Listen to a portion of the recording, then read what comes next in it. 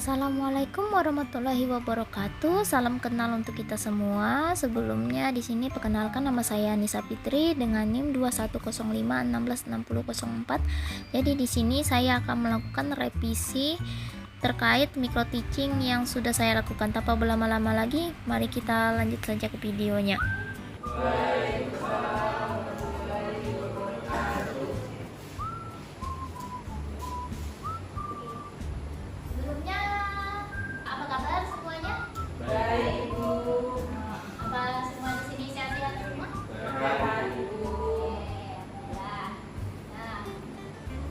Sebelum kita memulai pelajaran pada hari ini, ada baiknya kita berdoa terlebih dahulu. Untuk ketua kelas, silahkan memimpin doa. Sebelum memulai pelajaran pada hari ini, marilah kita berdoa menurut agama dan kepercayaan masing-masing. Berdoa dulu. Sebelumnya di sini apakah hadir semua? Tidak, Ibu. Siapa yang tidak hadir? Resti sama Nabila dulu lambat sepertinya. Kira-kira apakah ada keterangan apa mereka tidak masuk? Lambat sih kayaknya mau ya. Sebelum kita mulai kelas, di sini masih ada yang ingat pelajaran minggu lalu? Iya, benar, dalam tema tangan. Nah, jadi pada minggu lalu tuh kita belajar tentang kedatangan bangsa Eropa. Yang mana bangsa Eropa ini ada beberapa yang Ibu sebutkan. Yang pertama ada yang bisa disebutkan? Ya, benar. Ada lagi? Spanyol. Ya, betul. Oke, Fitri. Ada lagi? Satu? Orang tua mati jadi. Oke, nah. Oke. Jadi itu semua ya yang Ibu bahas kemarin, dan juga Ibu ada sedikit cerita tentang kedatangan Portugis dan juga Spanyol yang ada di Indonesia. Nah, untuk sekarang Ibu akan lebih fokus membahas tentang penjajahan Belanda di Nusantara. Nah, kira-kira di sini dari judul yang ada di PPT ini, apa pendapat kalian tentang penjajahan Belanda di Nusantara? Oke, Fitri. Mengambil rempah-rempah Bu. Ya. Oke, POC. Gak apa-apa, gak apa-apa. Nah, jadi benar ya, yang dimana penjajahan Belanda itu, kalian yang kita tahu itu bersifat kejam lah, atau mereka kesulitan dagang, dan juga rempah-rempahnya itu pasti adalah kata kunci dari penjajahan Belanda gitu. Tolong Yenti, tolong coy, tolong kata.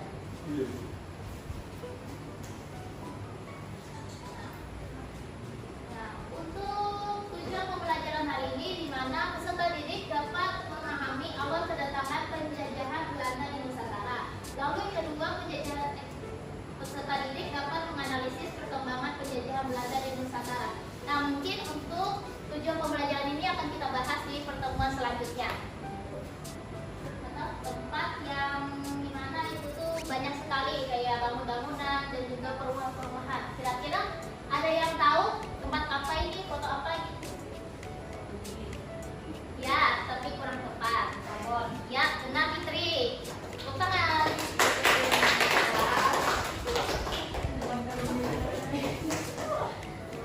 Nah, jadi benar yang dikatakan Fitri, di mana ini adalah ibu kota Lisabon atau ibu kota Portugis. Nah, kenapa jadi ibu kota Portugis? Dikarenakan dulu ceritanya bangsa Portugis itu menjadikan Lisabon ini sebagai kota perdagangan, yang dimana dulu tuh bangsa Portugis itu menang dari peperangan di Malaka, yang membuat seluruh aset dari rempah-rempah yang ada di Malaka itu berpusat gitu ke Lisabon, yang menjadi kota perdagangan rempah-rempah di Eropa. Nah, jadi bisa disimpulkan bahwa dari Lisabon ini tuh banyak sekali orang Eropa, Inggris maupun Spanyol, dan bahkan Belanda sendiri itu sering membeli rempah-rempah yang ada di Lisabon. Nah, setelah beberapa awalnya enteng-enteng aja, tapi akhirnya putusnya itu antara intinya Portugis Portugis dengan Spanyol ini akhirnya terpecah karena awalnya mereka samudra enteng-enteng terus tuh pecah dengan perdagangan, akhirnya putus hubungan. Yang dimana saat itu Belanda yang sering membeli rempah-rempah di Lisabon itu akhirnya terputus juga gitu. Padahal sebenarnya memang Belanda itu tuh masih masuk ke dalam kekuasaannya Spanyol, dan akhirnya Belanda putus juga dari hubungan Spanyol, dan akhirnya dari situ Belanda melakukan pelayaran samudra seperti halnya Spanyol dan Portugis pada masa lalu.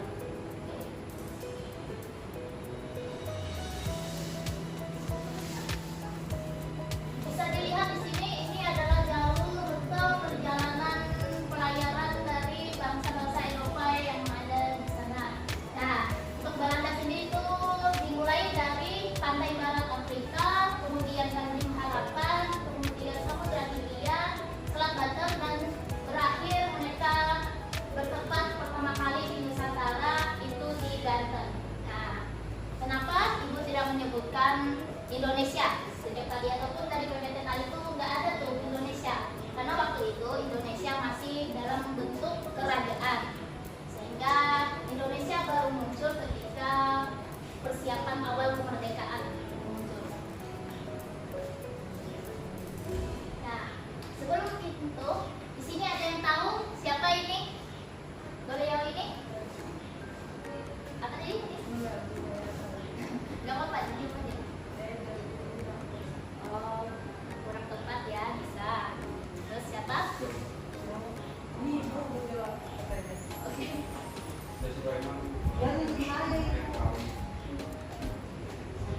Yaudah, emang apa? Oke, jadi nunduk-nunduk. Kurang tepat ya. Jadi seperti yang Ibu bilang kan tadi Belanda mengikuti dari Portugis ke Spanyol, yaitu rute perjalanan atau pelayaran samudranya. Yang ini merupakan pencetus pertama dari pelayaran samudra di Belanda, yaitu Cornelis de Houtman, yang dimana sosok beliau ini adalah pencetus pertama dan juga membawa 4 buah kapal di bawah pimpinannya gitu menuju samudra. Walaupun sebenarnya memang belum tahu pasti di mana Nusantara itu berada setidaknya. Nah, sebelum ibu lanjut dari menjelaskan tentang materi Belanda di Banten, ada yang ingin bertanya terlebih dahulu?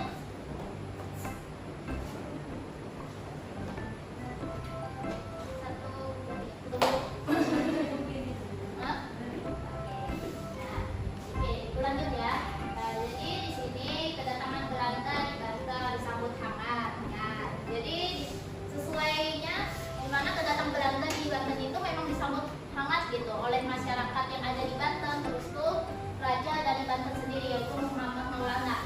Ya, karena tujuan awal dari Belanda ini memang hanya ingin berdagang, dan itu juga kenapa Indonesia ini terlalu baik gitu dengan budaya luar gitu, orang-orang luar gitu sampai sekarang kan. Namun dikarenakan kolonial Roman ini berdagang, namun akhirnya dia tuh kayak apa? Kasar gitu bawaannya di Banten, sehingga orang masyarakatnya tuh kayak nggak suka, hanya ngusir kolonial Roman itu. Oke. Dan oke, ini adalah yang kedua. Sosok ini adalah rombongan pencetus kedua, rombongan kedua dari Belanda setelah tadi itu kolonial Roman itu diusir. Kemudian setelah mungkin sekitar berapa bulan atau beberapa tahun gitu tuh akhirnya Jacob de Van Eyck ini dengan kapal 8 buah kapal gitu akhirnya ke Banten. Kebetulan saat itu Banten lagi drop gitu, intinya kayak buruk gitu hubungan antara Portugis dan juga Banten, sehingga Van Eyck ini tuh lagi bisa gitu masuk mudah gitu diterima oleh Banten lagi. Nah, perbedaan dari Cornelis de Houtman dan juga Van Eyck ini, dimana Cornelis Ibu bilang tadi kalau dia tuh kasar dan juga dia tuh sering kayak tiba-tiba masuk ke kapal orang lain gitu, kapal yang perdagangan gitu, kayak dari perdagangan rempah-rempah yang ada di Kalimantan dengan Sumatera gitu. Nah, sedangkan Van Eyck ini itu lebih kayak sifatnya berhati-hati untuk memikat hati dari para raja-raja yang di Banten, misalnya kayak Gini, dia bilang, gini, aku akan memberikan kamu senjata, aku akan memberikan kamu pasukan dari militer Belanda gitu. Nah, tapi bisakah kamu kayak kita negosiasi atau perjanjian tentang rempah-rempah, ya misalnya gitu. Nah, dari hal itu juga akhirnya pangeran ini berhasil meraup sekitar 1 buah kapal penuh gitu rempah-rempah, misalnya itu yang lada gitu. Akhirnya mereka dan tadi kan 8, jadi 4 kapal itu ke Maluku gitu. Nah, ke Maluku sasarannya. Dan dari keberhasilan paten ini akhirnya bangsa Belanda itu tahu gitu. Oh, ternyata begini ya Indonesia. Aku jadi penasaran di Indonesia gitu. Gimana sih rempah-rempahnya, apakah memang sekaya itu gitu. Nah, dalam hal itu juga akhirnya mulai tuh kayak perebutan antara satu dagang ya, dari mahal-mahalan dan juga ada yang murah-murahan. Dan akhirnya pemerintahan Belanda memutuskan yaitu Perserikatan Dagang, ya, atau yang kalian sebut sebagai iya. Nah, oke. Nah, sebelum kita ke penugasan di sini, ada yang ingin bertanya terlebih dahulu terkait materi pembuka dulu lah. Di sini itu ada video terkait penjajahan Belanda yang mungkin sekiranya bisa lebih untuk kalian pahami. Dan setelah ini nanti mungkin Ibu akan kembali menanyakan dan sekaligus kita sharing sedikit tentang materi. Bangsa Belanda sampai ke Indonesia pada tanggal 22 Juni 1596. Kapal Belanda mendarat di Banten di bawah pimpinan Cornelis de Houtman.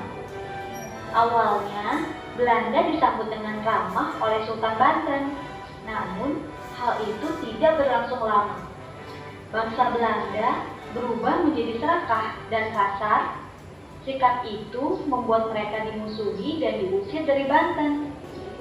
Setelah Sultan Banten mengusir Belanda, terjadi perang antara kapal Banten dengan kapal Belanda. Dengan politik divide et impera, Belanda mengadu domba kerajaan-kerajaan di Nusantara. Penjajahan Belanda. Penjajahan Belanda di Indonesia terjadi melalui kerja paksa, penarikan pajak, dan tanam paksa yang sangat merugikan rakyat. Rakyat menderita karena dipaksa kerja keras untuk kepentingan Belanda. Sistem tanam paksa di mana rakyat dipaksa menanami tanahnya dan hasilnya harus diserahkan ke Belanda dengan harga yang murah. Aturan-aturan yang ada pada sistem tanam paksa sangat merugikan rakyat, yang pada akhirnya penjajahan Belanda saat itu sangat menguras kekayaan alam Indonesia dan membuat rakyat menderita.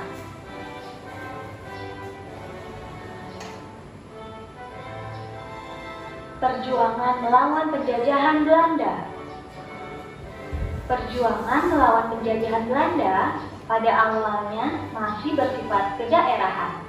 Ada beberapa tokoh pejuang yang memimpin perjuangan di beberapa daerah di Indonesia. Contohnya seperti Sultan Hasanuddin memimpin perjuangan melawan Belanda di Makassar. Kapiten Patimura memimpin perjuangan melawan Belanda di Maluku. Pangeran Diponegoro memimpin perjuangan melawan Belanda di Jawa Tengah. Tuanku Imam Bonjol memimpin perjuangan melawan Belanda di Sumatera Barat. Tengku Umar dan Cut Nyak Dien memimpin perjuangan melawan Belanda di Aceh.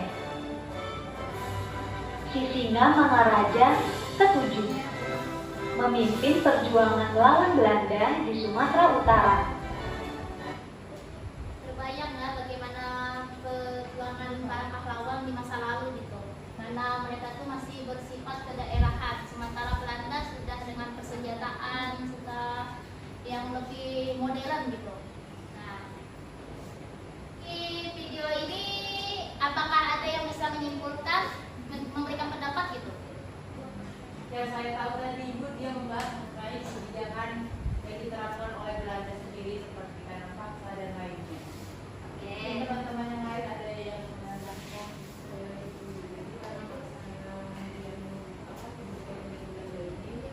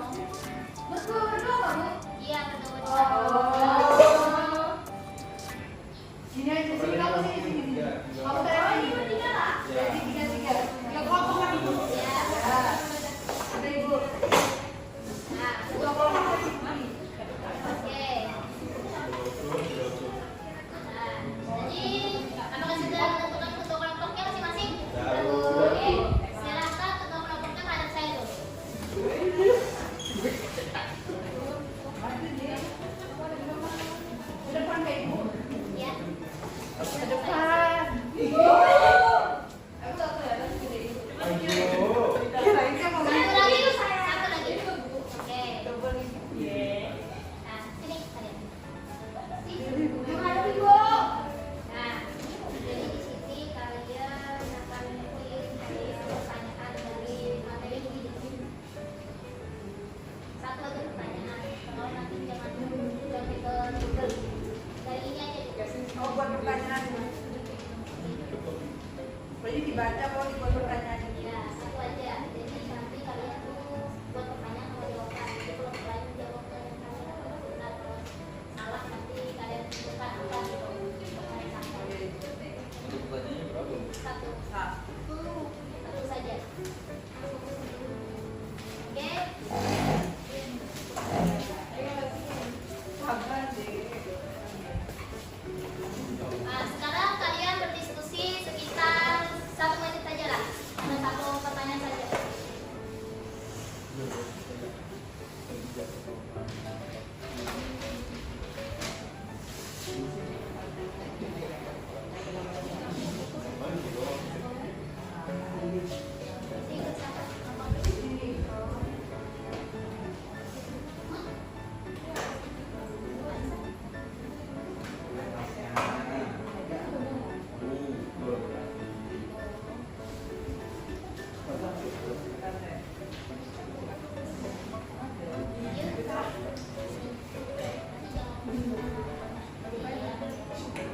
Ikut siapa?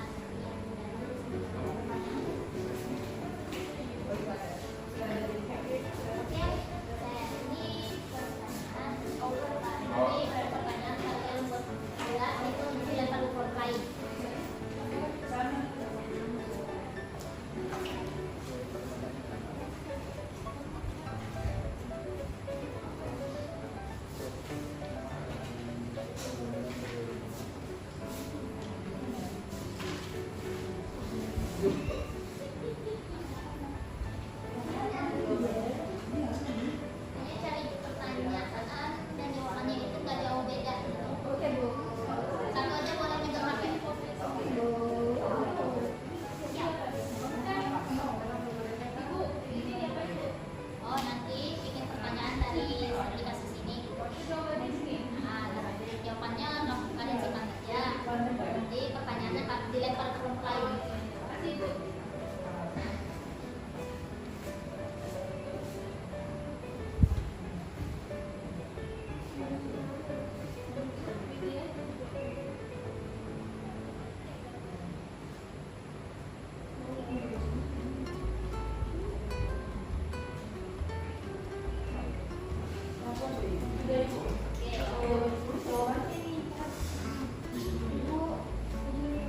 Yes.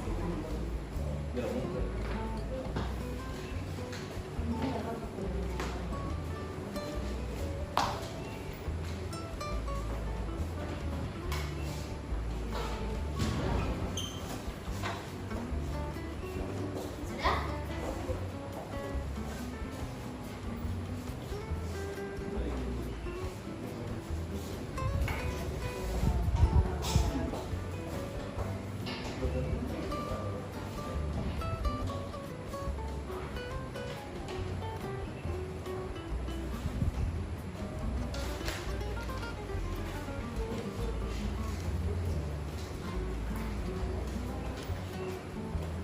Sudahlah?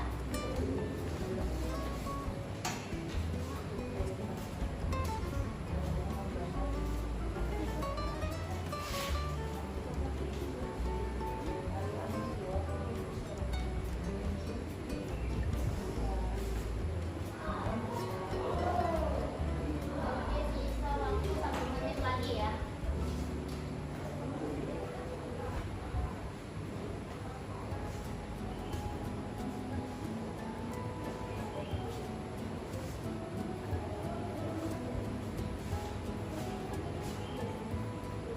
Oke, waktu habis. Yaudah, silakan yang lain yang sudah silakan buat yang soalnya tadi itu dibuat jadi bola. Ini jawabannya juga Ibu. Gak usah. Itu nanti buat kalian itu apa benar teman kalian ada benar gitu. Ya. Karena sudah Kalau sudah di itu ya apa? Soalnya dibuat bola. Ibu Jericho mau Belum. Sabar.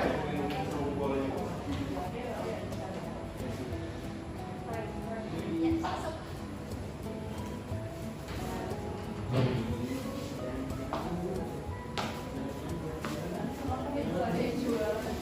Sudah?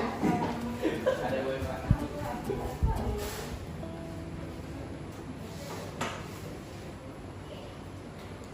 Ya. Sekarang yang sudah silakan maju lagi ke depan.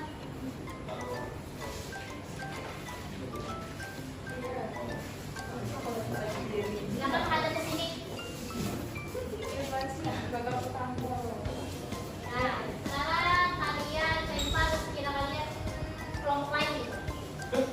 Gak boleh lihat. Oke, silakan lempar. Silakan, barengan sambil melihat. Oh, kalau dulu deh, Bu.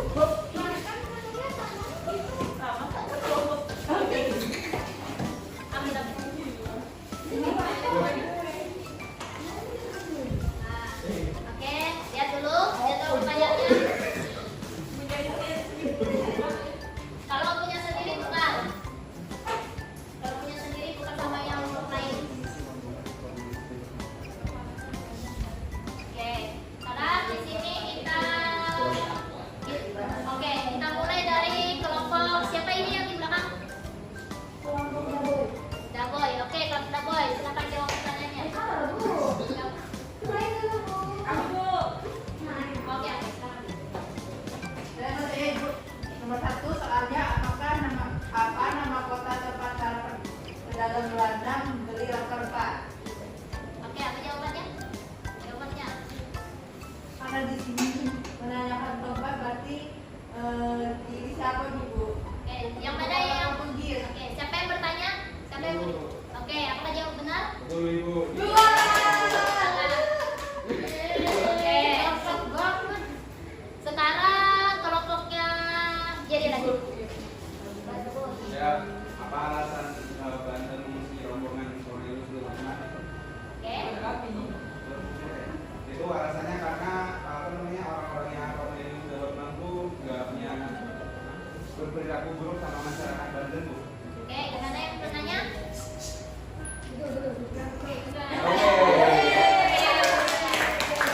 Nah, sekarang tinggal kelompoknya Yudita. Sekarang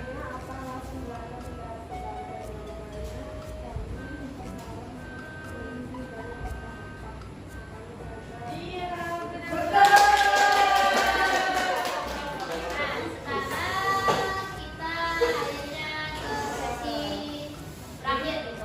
Nah, bagaimana pembelajaran hari ini? Nah, sekarang kalian ada yang bisa menyimpulkan tentang pembelajaran kita pada hari ini? Jangan lama nih, jangan lama.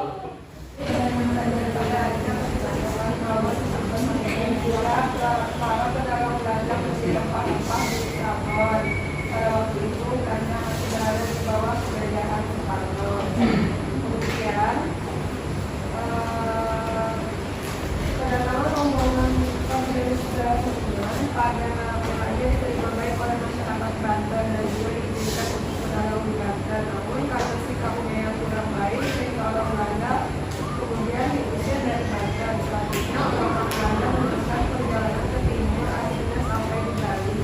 Rombongan ini dipimpin oleh Jakob dan Van Jakob dengan 8 buah kapalnya tiba di Banten pada bulan November 1998. Oke, terima kasih. Dan kita sambut tepuk tangan dulu dong.